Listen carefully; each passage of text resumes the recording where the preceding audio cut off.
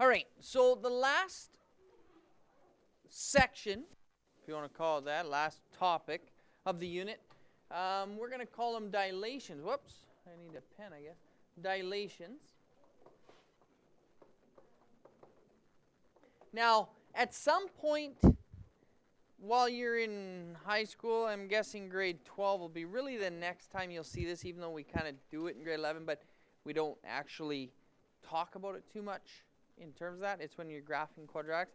But the next time you're going to see something with dilations, we'll start to call them stretches, because we're going to stretch a graph out, or we're going to compress it. Okay, so dilation kind of takes that into the two things. So maybe we'll put this as either a stretch, and you'll see that when you graph your images, stretch or a compression. Okay, so your graph looks that way. We have, I'll call it a dilation factor.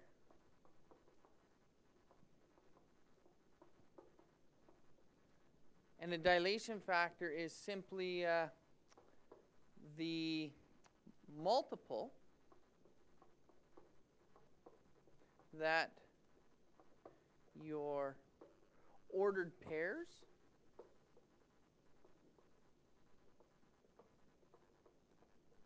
are multiplied by.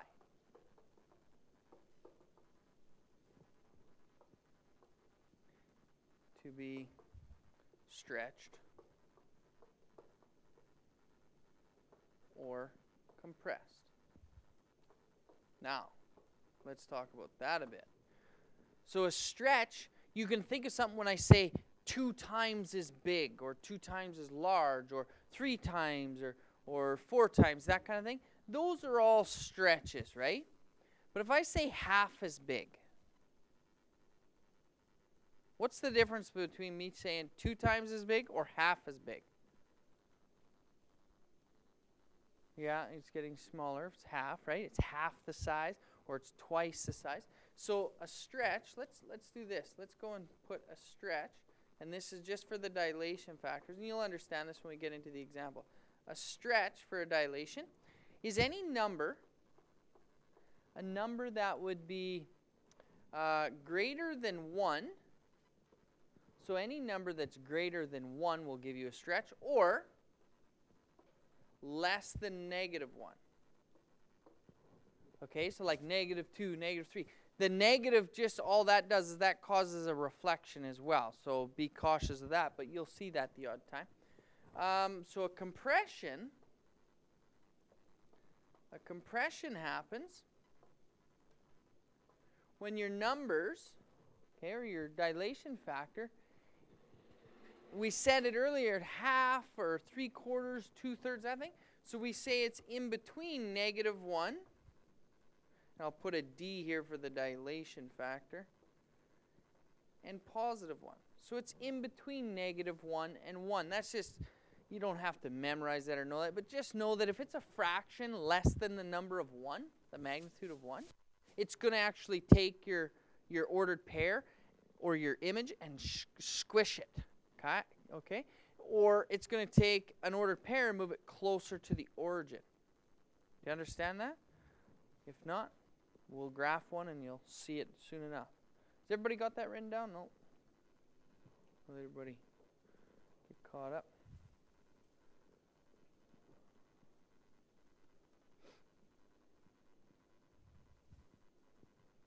Good, Brooklyn? There we go. All right, let's throw a graph up there and let's talk about this. Let's go with the example. Let's say 2, 3. Let's take the ordered pair 2, 3, and let's put that on our graph. So 2, 3, right there. There it is. And let's throw a dilation of 2. Okay? So there's the dilation factor, 2. So the number's going to be bigger than the number 1. So is that going to be a stretch or is it going to be a compression? Yeah, it's going to be a stretch. It's twice as big by a multiple of 2. So all you do is you multiply your x and your y by that number. So now, my new point, I guess I should name this. Let's name this point A. My A prime is going to become, well, 2 times 2 is 4, and 3 times 2 is 6. So 4, 6. So you'll see it's twice as far from the origin being 0, 0, right in the middle, away. So here's my A, here's my A prime. What's that? Because remember we said if the dilation factor is bigger than 1, it was going to be a stretch, right? And the dilation factor is a 2. So that's how we figured out or knew it was going to be a stretch. Pretty simple, right? That's one thing you got to be able to do is stretch. So we'll do a compression. Is everybody okay with that? Okay, let's go do another one. I'll change colors just to make it pretty. Let's go with -4 and 6. Let's go up here. -4, 6. So we'll call that one point B. Whoops. -4, 6.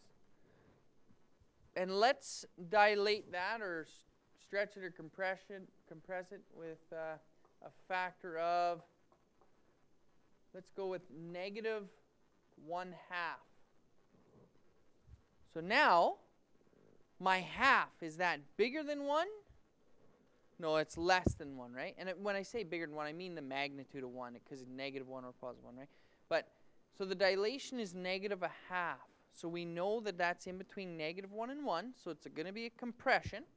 So I'm still timesing by the fraction, right? I'm still timesing by this -1/2. Just like in the previous example, we multiplied by 2. This time I'm going to multiply by -1/2. But remember, realistically, I could say -4. If I times that by -1/2, when we multiply fractions, we always multiply straight across. Really, I'm sort of saying -4 divided by -2, aren't I? So some people like to think of a compression as division, but sometimes it's a number like 2/3, so you have to multiply and divide. Okay, so I just like to think of it as multiplying by the fraction. Either way, what's -1/2 times 4? I think it's +2, isn't it? Is that what it is? So +2. And we'll say 6 times -1/2. That's -6 divided by 2 is what? -3. Any questions so far? I'm going to go plot this. So B prime, we said was going to be 2, whoops, and -3. So 2, -3. There it is down there. So this one, it's a compression. And when I say compression, I'm talking it's going to get closer to the origin. So this one, the compression part of it, we get closer to the origin, but then the negative sign causes us to do what? Yeah, reflect over the origin. So it sort of does a whole nother thing to get over here. But we're still closer to the origin than the original point of B. Does that make sense to you? You can see how it's a compression, how it gets closer to that origin? Okay. Let's do one more example. Okay. Let everybody go? Okay. Let's go like this. Let's write this one out. Let's say if the point C, let's go with 1, 5, goes through a dilation to C prime, and let's go with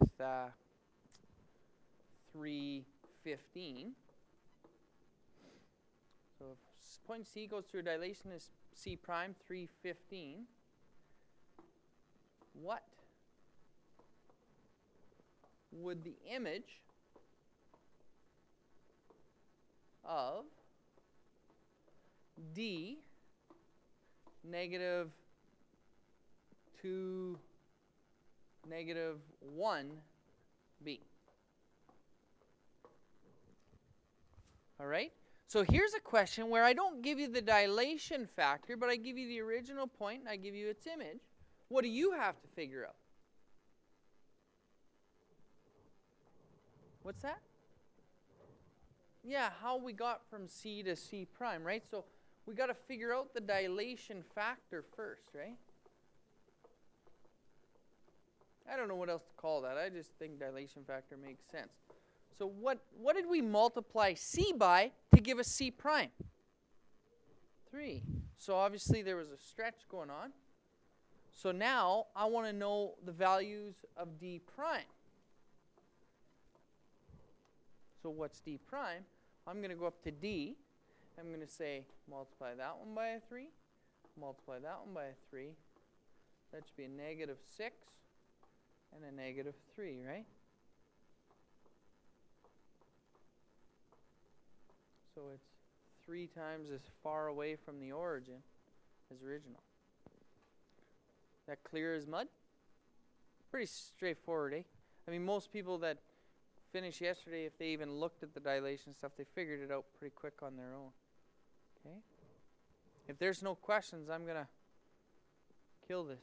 And you can just get at her. That's assignment C, guys.